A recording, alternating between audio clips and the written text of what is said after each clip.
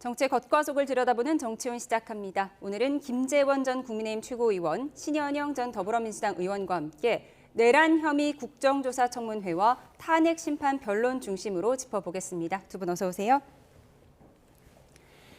네, 어제 법정에서 직접 발언에 나선 윤석열 대통령은 탄핵 소추 사유 하나하나를 모두 부인했습니다. 정치권에서는 다양한 반응이 나오고 있는데요. 듣고 와서 대담 시작하겠습니다. 초라하고 부하들한테 모두 책임을 전가시키는 비굴한 모습이었습니다. 헌법재판에 대하는 태도가 매우 불성실하다, 그래요? 진지하지 못하다고 저는 생각합니다. 직접 출석을 해서 본인을 지지하는 극우 아스팔트 지지층들에게 메시지를 계속 주고 이 혼란 사태를 계속 이제 야기시키려는 것이 아닌가 하는 우려가 있습니다. 증언에 영향을 끼치려는 그런 의도도 저는 있다고 생각을 합니다. 보고령이 형식적이고 또 집행할 의사가 없었고 또 정치인 사살 지시가 없었던 거는 분명하지 않나라는 생각을 하게 됐습니다. 그래서 어쨌든 대통령 생각을 당신께서 진솔하게 말하는 과정을 통해서 국민들도 그렇고 사법기관들도 그렇고 이제 진실 여부를 판단하지 않을까 생각을 하고요. 선거 공정성에 대한 신뢰의 의문을 가지지 않았나. 그래서 사실관계에 대한 체크를 이제 대통령께서 하고 싶으셨다, 이런 취지로 받아들였습니다. 네, 비굴하다, 진솔했다, 엇갈린 반응을 듣고 오셨는데 여당은 공식 입장을 자제하는 분위기인가요? 아니, 공식 입장이라기보다는 그동안에 그 윤석열 대통령의 그 계엄 선포 부분에 대해서는 동의하지 않는다 또는 잘못되었다라는 그런 입장이었고요. 탄핵 심판 부분 또는 공수처의 수사 이런 문제에 대해서는 굉장히 좀 문제가 있다는 입장이었습니다. 그래서 지금 이미 윤석열 대통령이 직접 헌법재판소 법정에 가서 그 탄핵 심판 과정에 자신의 입장을 변론을 하고 있기 때문에 당으로서는 일단 지켜보는 입장이고, 또 다만 이제 윤석열 대통령에 대한 공수처의 수사 부분에 대해서 문제가 있는 부분은 계속 지적을 하고 있는 그런 입장입니다. 그럼 팩트체크의 일환으로 이렇게 헌재에 직접 나와서 적극적으로 변론하는 게 바람직하다고 보세요? 아니, 그것은 윤석열 대통령의 방어권의 행사이고 그 방어권의 행사에 대해서 바람직하다, 바람직하지 않다라고 지금 당에서 어떤 그 결론을 정하고 보는 것은 아니지만 당연히 적극적으로 해명을 해줘야 될 상황이 아닌가라고 생각하고 있습니다. 탄핵 속추위원인 박은정 조국혁신당 의원은 비굴했다 이렇게 표현을 했는데 민주당 입장은 어떻습니까? 실제로 민주당에서도 논평이 나왔죠. 구차하고 치졸한 그런 자기 변론이었다. 그렇기 때문에 반성보다는 변명을 하는 시간이었기 때문에 국민 공감대를 일으키기에는 매우 취약했다. 오히려 이런 비상계엄을 선포를 하고 지금까지 대한민국을 위기로 이끌어온 대통령으로서 국민들에게 진정한 사과를 하거나 아니면 이에 대한 책임지는 모습을 기대했지만 전혀 그런 모습을 보여주지 않았다는 거에 대해서 오히려 윤석열 정권에서 여러 가지 같이 일을 했던 국무위원 등 그리고 여러 군부대의 그런 사령관 등 이런 분들한테 책임 회피가 앞으로는 전가될 것 같은 그런 모습이라는 것이죠. 내란 수괴로서의 본인의 인정이 전혀 없기 때문에 방어권 보장이라고 하지만 이건 해도 너무한다라는 면에서 탄핵 심판에 있어서 헌재위원들도 이런 반성하지 않는 부분에 대해서는 아주 냉철한 평가가 앞으로 있지 않을까라고 생각을 합니다. 윤 대통령은 본인이 이 사안에 대해서 가장 잘 알기 때문에 앞으로 탄핵 심판에 모두 출석하겠다 이렇게 밝혔는데요. 이렇게 직접 출석하는 게 대통령 입장에서 유리한 판결을 이끌어내는 데 도움이 될 거라고 보세요? 아니, 유리하고 불리하고의 문제가 아니고 지금 윤석열 대통령은 사실상 변론을 제대로 해본 적이 없거든요. 그리고 이번 비상계엄 선포 문제에 대해서는 관련된 그 업무를 수행한 그 방첩사령관 또 수도방위사령관 이런 군인들은 직접 이미 조사를 받고 진술 다 했거든요. 그런데 윤석열 대통령은 자기 스스로 그 자신의 입장에 대해서 제대로 해명을 할 기회가 없었습니다. 그러니까 특히 이제 탄핵 심판은 대통령직을 두고 대통령직을 파면당하는 가능성이 있는 그런 재판이거든요. 그러니까 이 탄핵 심판을 보다 우위에 두고 탄핵 심판 과정에서 자신의 입장을 충분히 설명하고 해명하겠다는 입장이니까 그것이 유불리를 따질 상황은 아니라고 봅니다. 예.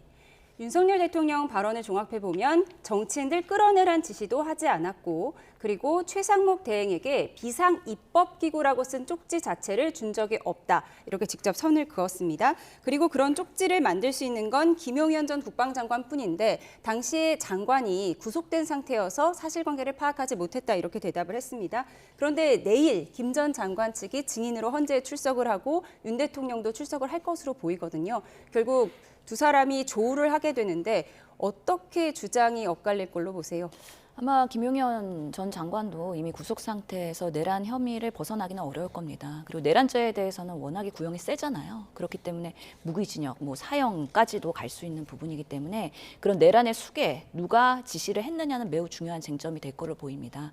다만 헌법재판관은 김은영의 문제냐 아니면 윤석열 대통령의 문제냐를 가리는 형사재판은 아니고 정말 윤석열 대통령이 대통령으로서의 비상계엄을 행하는 데 있어서의 문제가 없었느냐. 그렇다면은 위헌적인 방식으로 비상계엄을 선포했으면 그 대통령직을 파면하는 게 헌법재판소 아니겠습니까? 그렇기 때문에 이 포고령의 문제나 아니면은 그 계엄 당시에 쪽지로 인해서 비상입법 기구에 대한 예산 지시 이런 것들이 누구의 지시하에서 수행이 됐는가를 밝히는 것은 매우 중요할 것 같습니다. 김용현 전 장관도 그 비상입법 기구에 대한 예산 본인이 작성한 거에 대해서 인정을 일부 하긴 했었는데요. 다만 포고령도 그렇고 초안은 본인들이 작성을 했다 하더라도 당연히 윤석열 대통령이 이를 보고 최종적인 컨펌을 해줬을 것이고 이것을 바탕으로 해서 당사자인 이제 최상목 전 권한대행한테 대통령이 직접 쪽지를 안 주더라도 옆에 있는 사람을 통해서 전달이 됐을 수도 있거든요. 그런 부분에 있어서의 제대로 된 수사 조사가 당연히 이루어져야 될 거고요.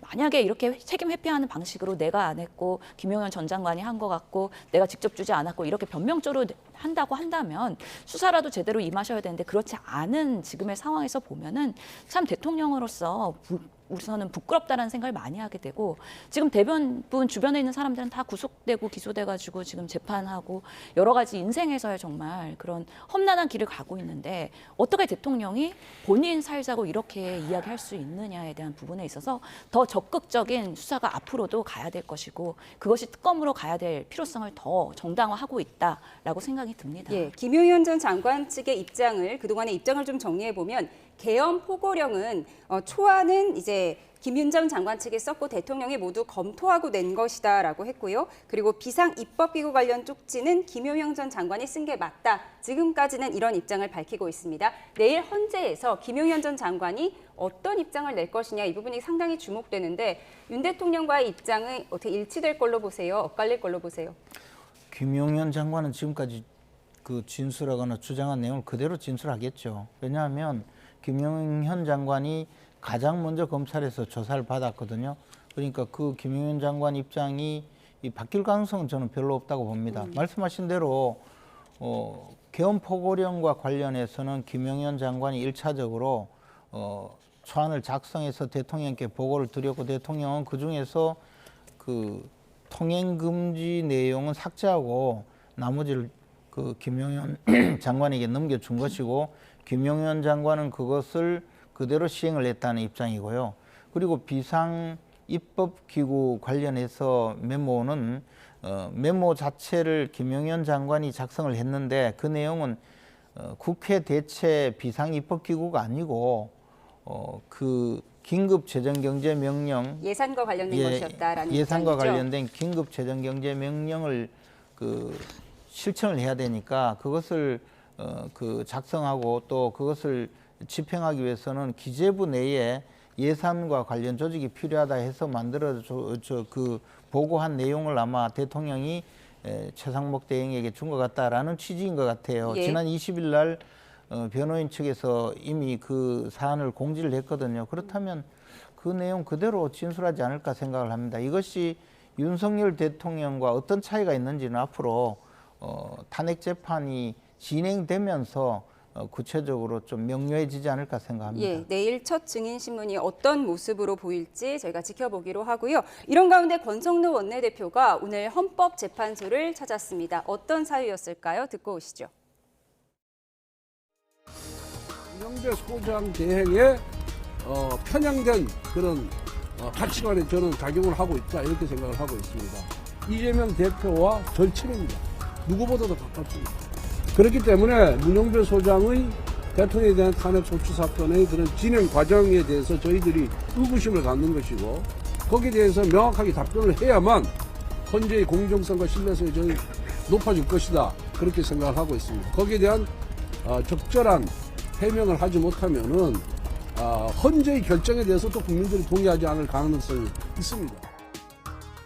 문영배 대표를 잘 몰라서 하는 얘기죠. 객관적으로 이재명 대표하고 노동법 학회 연수원 때 같이 하고 그렇게 치면 예. 저하고 윤석열 대통령은 동기고요.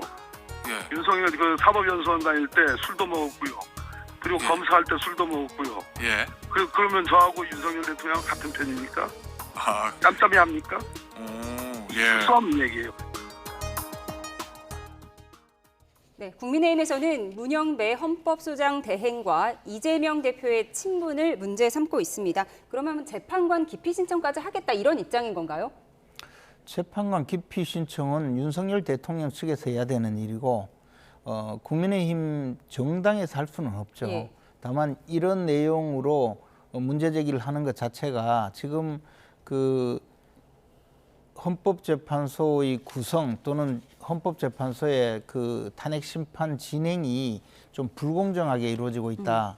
그런 내용에 대해서 국민적인 여론을 환기하기 위한 것 아닌가라고 생각을 합니다. 예. 이 점은 사실 그동안에 많이 문제 제기가 되어 왔었고 또 그 과정에서 지금 국민의힘이 좀 이 부분에 소극적으로 반응한다라는 그런 지적이 좀 있어서 아마 이 점을 좀 강하게 부각시킨 것 아닌가 생각합니다. 예, 말씀하신 것처럼 호영호재하는 문영배 대행과 이재명 대표의 친분에 대해서 제대로 답하지 못하면 재판 기피 사유란 주장까지 나왔는데요. 박범계 의원은 본인도 윤 대통령과 동기인데 같은 편 아니다 이렇게 주장을 한 거죠. 예, 실제로 뭐 법조인들 사법기관에서 여러 가지 관계로 인해서 얽히고 설킨 관계들이 많을 겁니다. 뭐 우리 정치도 마찬가지입니다. 여당, 야당 의원들 보면 예전에 뭐 같은 동기이고 저희 동문도 지금 국민의힘 의원으로 활동하고 계시거든요.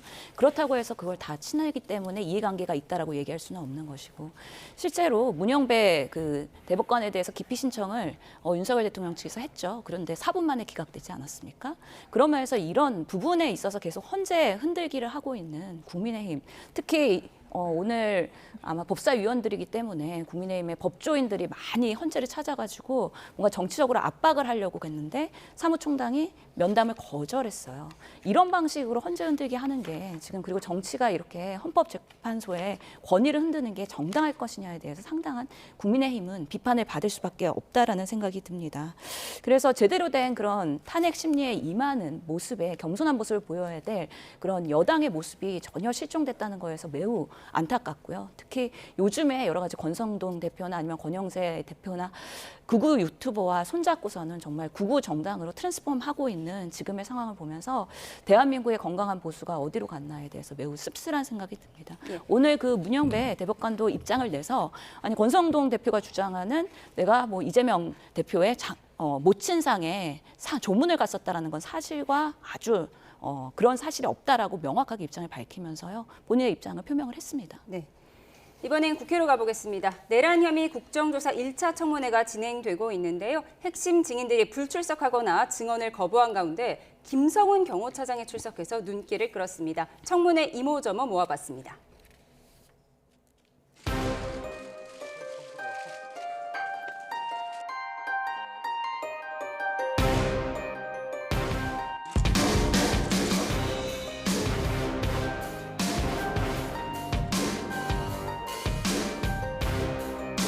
어쨌든 본인이 대통령으로부터 직접 쪽지를 받은 것은 맞다. 맞습니다. 제가 본회의에서 그렇게 답변했습니다. 한덕수 총리께 묻겠습니다. 보셨습니까? 안 보셨습니까? 굉장히 충격적인 상황이어서 전체적인 것들이 기억을 하기가 굉장히 어렵습니다.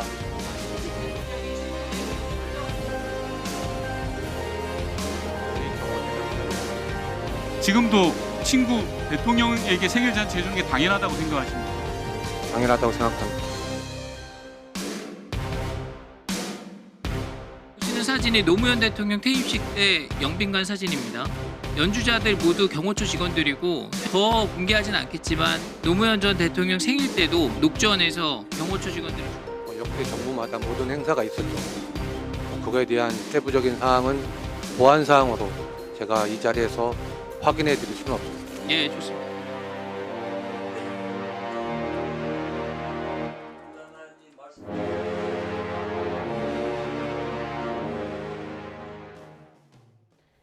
네, 내란 혐의 국정조사 첫 청문회요. 윤 대통령과 김용현 전 장관 등 핵심 증인들이 불출석하면서 맹탕 청문회다 이런 목소리가 벌써부터 나오고 있습니다. 근데 이제 지금 내란죄 관련해서 수사를 다 하고 있잖아요. 그리고 또 중요한 사안은 윤석열 대통령을 직접 수사를 하고 있고 또 지금 검찰에서 아직 기소하지 않은 사안들도 있어요. 그리고 일부는 이미 재판에 넘어가서 재판이 진행 중이고요. 그리고 또 헌법재판소에서 탄핵 심판이 진행되고 있거든요. 그런데 국회에서 이 국정조사를 하면서 청문회를 하니까 관련되는 사람들은 대부분 재판을 받고 있거나 재판을 받을 수도 있고 혹시나 국정조사 청문회에서 어떤 말을 잘못하면 자신에게 불리한 판단을 받을 수도 있어요. 그러니까 모두 다가 그 국정조사 청문회 거부 사유가 되는 겁니다. 더군다나 국정조사는 사실은 재판에 영향을 미칠 가능성이 있는 경우 재판에 영향을 미칠 목적으로 국정조사를 하는 것은 헌법과 법률에 의해서 금지가 되어 있어요.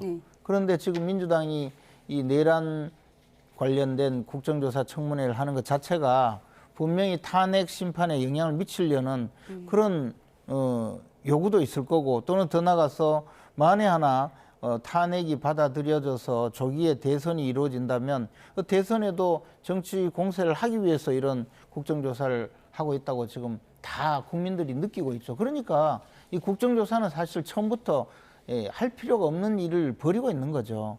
지금 민주당은 국정조사하죠. 또 특검도 요구하고 있습니다. 그러나 지금 진행되고 있는 것은 이미 사건 수사가 끝나가고 있고 그다음에 재판이 진행될 텐데 이제 또 특검까지 요구해서 그것은 사실 수사할 일이 별로 없어질 가능성도 커지거든요. 그러니까 국정조사도 저렇게 맹탕으로 갈 수밖에 없는 거죠. 맹탕으로 갈 수밖에 없다고 하셨는데 이상민 전 장관을 비롯해서 증언을 거부하는 이런 입장에 대해서 민주당에서는 비겁한 역사의 죄인이다 이런 목소리가 나왔습니다. 증언 거부에 대해서는 동행 요구를 거부한 증인은 국회 증언감정법상 국회 모욕죄로 고발할 수 있다 이런 얘기가 나오는데요. 뭐 실제로 처벌된 사례가 있습니까? 실제로는 사상 초유의 이런 비상계엄에서의 국정감사기 때문에 어디까지 진행을 할지는 좀 지켜봐야 될 것 같습니다. 근데 실제로 이런 비상계엄에 연루된 많은 분들이 나와가지고 지금 증언을 해야 되는 상황인데 사실관계 확인에 있어서 이상민 행안부 장관만 하더라도 증언 거부를 하고 있지 않습니까? 대답을 하는 경우에는 위증을 할 수밖에 없는 상황이거나 아니면 실제로 진실을 대답하게 되면은 정말로 내란에 연루된 혐의를 시인하게 되는 딜레마가 있기 때문에 국회 모욕죄에 해당하는 건 동행 요구를 거부하는 경우고 이렇게 이상민 장관처럼 출석해서 증언 거부를 하는 거는 막을 수 없는 거죠. 그렇죠. 본인의 뭐 입장을 표명하지 않는다고 했을 때 강제로 어떻게 입을 열게 할 수는 없지 않습니까? 그렇지만 실제로 국민들의 앞에서 그리고 국회를 대하는 이런 당시에 그런 비상계엄의 연루자들의 태도를 보면서 우리 국민들이 다시 한번 심판을 할 거라고 생각을 합니다. 예를 들어서 지금 뭐 경호차장 같은 경우에는 계속해서 대답은 하고 있지만 대부분의 답변이 보안상 공개할 수 없습니다. 그럼에도 불구하고 지금 새롭게 알게 된 사실은 지금 경호처가 압수수색 다 거부하고 방탄하는 거는 김 여사도 경호처의 대상이기 때문에 경호해야 되는 대상으로서 그렇게 할 수밖에 없다라는 사실을 우리가 알게 된 오늘 내용이고 또 어제 대통령이 탄핵 심리에서 출연해가지고 결국에는 내가 그런 싹 다 잡아들여 뭐 국회 침탈에 이런 지시 한 적이 없다고 하는데 홍장원 국정원 차장 같은 경우에는 그런 대통령 지시를 받았다라는 거에 대해서 증언이 엇갈리는 부분을 국정조사를 통해 통해서 지금 확인하고 있지 않습니까? 그래서 많은 단서들이 지금의 그런 재판과 앞으로의 심리에 매우 중요한 역할로서의 작용을 할 거라고 생각이 들고요. 그런 면에서 사실은 비상계엄 12월 3일부터 지금까지 국회에서 여러 상임위를 통해서 그런 관계자들이 나와서 증언한 것들, 그런 것들이 정말 중요한 단서들이 될 수 있다고 생각합니다. 아까 제가 문영배 그 대법관에 대해서 그 얘기한 거에서는 재판소장 기각된 거는 그 정계선 분이랑 헷갈려가지고 얘기한 건데 아직까지는 그 당사자들이 정계선 재판관에 대한 기피 신청이 기각된 것이고요. 문영배 재판관은 아니라고 정정해 다시 주셨습니다. 정정하겠습니다. 예. 그런가 하면 쪽지에 대한 질문이 있었는데 지금 조태열 외교부 장관이 출석을 했는데 조태열 외교부 장관이 받았다는 쪽지와 최상목 경제부총리가 받았다는 쪽지는 다른 거죠?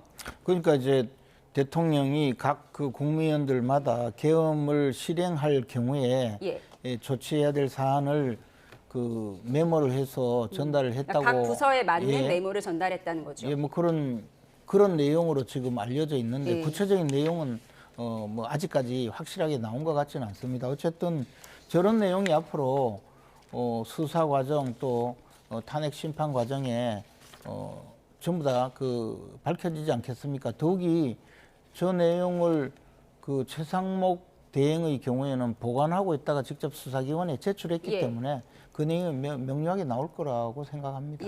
뭐 진실 공방은 좀 더 이어질 수도 있지만 정리를 조금 해드리면 지난 13일 긴급 현안질에서 나왔던 내용을 제가 조금 말씀드리면 조태열 외교부 장관의 경우에는 재외 공간이라는 단어만 기억이 난다 이렇게 대답을 했었고요. 최상목 당시 경제부총리는 비상 입법기구 예산 관련 내용이었던 걸로 기억한다 이런 답변이 있었습니다. 그런가 하면 오늘 청문회에서 관심이 집중됐던 김성훈 경호처장 이야기를 좀 해보겠습니다. 대통령 생일잔치에 관련한 질문이 쏟아졌는데 생일잔치에 대해서 여전히 문제가 없다고 보느냐는 질문에 문제가 없다라고 대답을 했습니다. 명확하게는 뭐 보안 사항이라 자세하게 얘기할 수는 없다라고 얘기했고, 그리고 보도된 부분에 있어서는 뭐 일부 사실은 다르다 이런 증언도 하기는 했습니다. 그리고 또 보면은 뭐 이전에 그런 정권에서도 경호처에서의 여러 가지 행사가 있었다라는 얘기도 했었죠. 그래서 새로운 사실들은 경호처가 경호만 하는 건 아니구나. 그리고 여러 가지 행사에 그동안 동원됐던 거 아닌가. 그분들이 그렇게 장기가 많았었는가 하는 참 자조적인 그런 웃음을 할 수밖에 없었는데요. 그런 면에서 지금 경호처가 제대로 기능을 하고 있는 게 맞는가에 대해서 다시 한번 나중에 추후에 모든 사건이 정리되면 경호처의 기능과 역할 그리고 그 대통령 직속 관계에 대해서도 사실은 다시 한번 그 개편이 필요하다라는 생각이 들 정도로 지금 경호처장 나와서 증언할 때 여당은 힘내라, 제대로 해라라고 하고 야당은 그렇게 하는 게 맞느냐라고 질타를 하고 있는 상황이기 때문에 참 경호처도 지금의 처신이 적절한지에 대해서는 한번 역사의 평가를 받을 것 같다는 생각이 듭니다. 근데 오늘 국민의힘 측에서 제시한 자료를 보면 노무현 전 대통령 때도 비슷한 사례가 있었다라고 주장을 했어요. 이 부분 어떻게 보셨습니까? 그러니까 사실관계 확인해봐야죠. 경호처가 정말 그런 행사에 동원되는 그런 역할을 그동안 했었는지, 정권마다 그렇게 할 수밖에 없었던 건지, 아니면 이번에 윤석열 정권에서 더 이 김성훈 차장이라는 분이 더 조금은 오버스럽게 그렇게 과잉 경호와 충성을 맹세한 건지에 대해서는 감별을 해봐야 되는데 계속 보안상의 문제라고 하면서 드러나는 것이 없다 보니까 사실은 그 이후에 뭐 국정조사가 사실은 질의만 할 수 있고 수사 조사권은 없지 않습니까? 더 밝히기는 어려운 상황인데요. 그런 부분까지 해서 정말 경호처의 제대로 된 기능을 정립하는 데 있어서 좀 여야가 같이 한 목소리 내야 되지 않을까 추후엔 생각합니다. 전직 대통령 때도 경호처 직원이 행사에 동원된 적이 있었다는 국민의힘의 주장인데요. 어떻게 보세요? 그게 뭐 동원됐다기보다 그 경호처의 업무 자체가 대통령 또는 그 가족과 밀접한 관련을 맺고 밀접하게 근접 생활을 할 수밖에 없는 구조거든요. 그렇게 해서 대통령의 생일 정도 되는 경우에 경호처에서 오히려 자신들이 그동안에 뭐 취미 활동하던 분들이 자신들 장기자랑 한다든지 뭐 그런 경우가 과거 노무현 대통령 시절부터 꾸준히 있어 왔습니다. 그래서 뭐 그것을 나쁘게 본 것이 아니고 일종의 말하자면 그 조직 내의 문화로 그렇게 봐왔고, 김대중 대통령 시절에는 김대중 대통령께서 이희호 여사가 좀 경호처의 경호 활동에 대해서 굉장히 미덥게 생각해서 이희호 여사가 이제 김대중 대통령 퇴임 후에 김대중 대통령이 서거 후에도 이 경호 기간이 이 10년 정도인데 그것을 연장하는 법까지 만들어서 이호 여사는 그 경찰의 경호가 아니고 경호처 직원의 좀 그 정이 든 경호처 직원의 경호를 5년간 더 연장하는 법까지 만들어줬어요. 그렇게 해서 그때 당시에 주도한 것이 오늘날 민주당의 그 박지원 의원이었는데, 근데 그것을 가지고 국회에서 그렇게 나쁘게 보지 않았던 것이 어차피 경찰 경호든 경호처 경호든 경호는 필요한 것이고 또 그 과정에서 이호 여사가 연로하시니까 그 부분에 대해서 좀 전체적으로 법을 만들어서 그 특별한 그 경호를 한 것이 있는데 그것을 지금 여기 와서 논란 벌이는 이 수준으로 만약에 문제를 삼았으면요 아마 나라가 온통 시끌시끌 했어야 됐거든요. 그렇지 않지 않습니까? 지금 벌이고 있는 이 사실은 사실 좀 보면 지연 말단적인 걸 가지고 생트집 잡고 있다고 보여져요. 국회가 지금 할 게 없으니까 지금 그 나와서 답변하는 분들은 이미 대정부 질문을 통해서 거의 답변했던 분들이에요. 그것도 재탕 삼탕하고 하다가 안 되니까 이제 저런 이야기 하고 있는 거죠. 경호처가 어느 정도 해줄 수 있는 수준이었다라는 분석까지 경호처가 들어봤습니다. 본연의 업무에 충실하면 좋겠죠. 근데 과거에 경호처 스스로가 조금 그 경호 대상자들과의 그 인간적인 그 신뢰관계가 있어야 경호도 더 자유롭게 할 수 있거든요. 그런 측면에서 가깝게 하다가 보니까 벌어진 일인데 그것을 가지고 마치 윤석열 정부에서 특별히 문제가 있었던 것처럼 지금 하려고 하니까 저런 무리수가 자꾸 나온다는 거죠. 물론 저것도 저는 이제 앞으로 없어져야 된다고 생각합니다. 김성호 차장 말에 의하면 사람 사는 세상이다 이렇게 표현을 과거에 했습니다. 그렇게 쭉 해왔었습니다. 네, 관행이었다라고 분석을 해주셨습니다. 오늘 청문회에서 제기된 대통령 생일 파티 논란까지 지켜봤습니다. 자, 그리고 다음 주제를 좀 볼 텐데요. 민주당 지지율이 하락해서였을까요? 숨죽여 지내던 비명계가 움직이기 시작했는데요. 이재명 대표 일극체제에 대한 비판 목소리도 나왔고요. 비명계 대선 주자 행보도 시작되는 분위기입니다. 지금 보여드리는 화면은요. 민주당 회의실 뒷걸개 문구가 화제가 되고 있어서 저희가 이렇게 비교를 해드렸습니다. 화면 오른쪽에 다시 대한민국이라고 써졌죠. 이게 민주당의 뒷걸개 문구고요. 왼쪽은요. 윤석열 정부의 슬로건 다시 대한민국, 새로운 국민의 나라와 일부 겹친다는 겁니다. 이에 대해서 이재명 대표 이렇게 설명했습니다. 듣고 오시죠. 이 백드롭에 다시 민주주의, 다시 대한민국 이걸 가지고 갑론들박이 있는 것 같아요. 이거 대통령실 윤석열 대통령실 벽에 걸려 있는 구호하고 똑같다. 맞습니다. 똑같긴 합니다. 뭐 쥐만 잘 잡으면 되지. 뭐 그게 흰 고양이든 뭐 까만 고양이든 회색 고양이든 무슨 상관이 있겠습니까? 그리고 또 말이 무슨 죄겠습니까? 말하고 행동하지 않는 게 문제겠죠. 네, 흰 고양이든 까만 고양이든 쥐만 잘 잡으면 된다. 이 대표는 윤 대통령이 쓴 구호면 어떠냐, 좋은 구호를 쓰면 된다고 이렇게 얘기를 했는데요. 물론 맞는 말이지만 굳이 윤 대통령이 쓴 문구를 민주당에서 쓴 이유가 뭘까요? 네, 윤석열 정권에서 대한민국을 일으키지 못했기 때문에 민주당에서 이제 다시 정권을 잡으면 대한민국을 일으키겠다라는 뭔가 반어법적인 어떤 표현일 수 있겠다. 같은 문구를 썼다라고 보세요? 비슷한 표현을 할 수 있을 것 같고요. 그게 의도되었을 가능성도 배제는 못할 것 같습니다. 결국에는 다시 대한민국이라는 거는 평이한 표현이지 않습니까? 그래서 그게 마치 보수의 색깔을 나타내거나 아니면 진보의 색깔을 나타내는 게 아니라 뭔가 대한민국을 더 제대로 설계하고 그리고 이끌어 나갈 수 있는 정권이라면 그 어떤 정권도 사실은 쓸 수가 있는 표현이시죠. 그렇기 때문에 이재명 대표도 쥐만 잘 잡으면 되지. 즉 나라를 잘 이끌어 나가고 정치를 잘 하면 되지 누가 쓰는 게 뭐가 중요하냐라고 생각을 한 만큼 약간은 실용적인 표현의 또 하나의 그런 상황이지 않을까라는 생각을 해봅니다. 예, 같은 거 알면서 내가 쓰자고 했다. 슬로건 중복 논란에 대해서 이재명 대표 이렇게 얘기했는데요. 어떻게 보셨습니까? 근데 뭐 중복해서 쓸 수 있죠. 좋은 문구라면 얼마든지.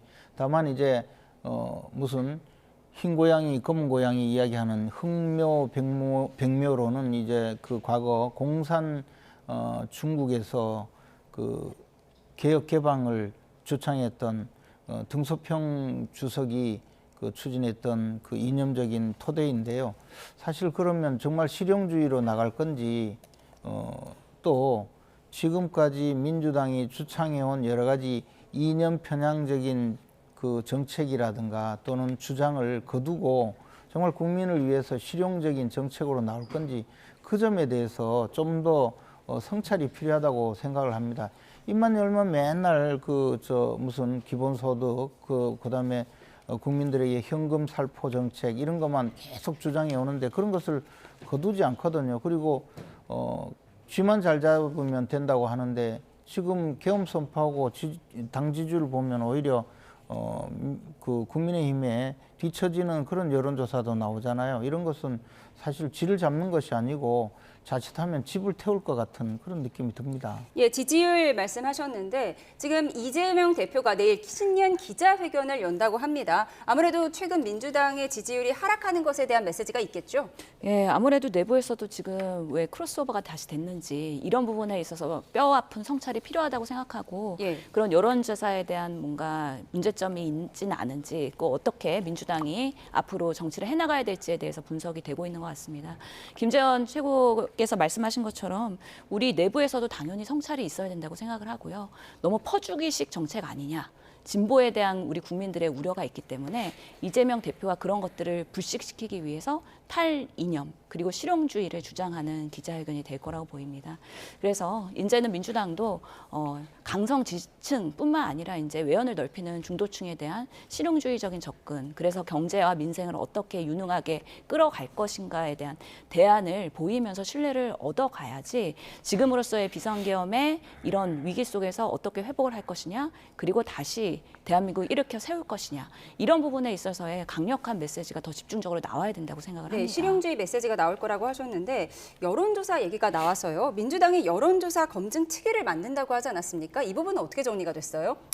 특위는 진행을 하되 그렇다면 왜 이런 결과가 나왔는지에 대한 여러 가지 그 설문조사에 대한 분석을 하는 걸로 우선은 이야기가 됐고요. 대통령 지지율이 높게 나온 업체를 방문하겠다. 이 계획은 지금 철회한 거죠? 그렇죠. 우선은 그것은 스톱을 했고 저는 민주당이 뭔가 이런 상황에서도 국회에서의 큰 권력을 갖고 있기 때문에 그 권력의 힘을 너무 휘두르는 방식이 아닌 정말 그것을 선용하고 겸손하게 사용하는 방식으로의 지금의 상황을 대해야 된다고 봅니다. 정말 국민들께서 분노한 국민의힘이나 아니면 윤석열 대통령한테 왜 아직도 지지를 보내는 그런 층들이 있는 것인지, 그렇다면 그분들이 정말 극성 분들인지 아니면 중도층들인지 그분들의 생각들은 무엇인지를 잘 읽어나가는 정치를 하는 게 민주당에서 꼭 필요하다고 저는 생각을 합니다. 네. 이렇게 민주당의 지지율 하락 속에서 임종석 전 비서실장이 SNS에 이재명 대표의 일극체제를 비판하기도 했습니다.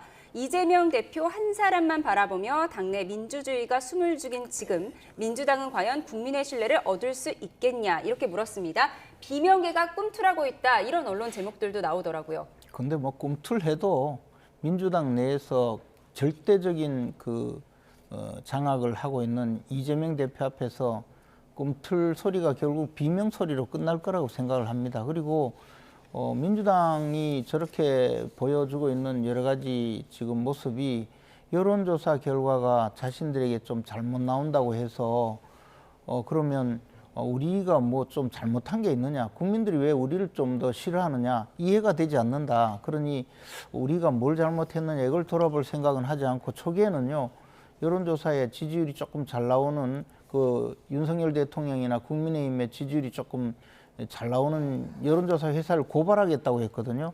그러다가 다른 조사 회사들도 계속 그런 결과를 발표하니까 고발 소리는 조금 적게 들어가면서 고발은 안 하는 거죠?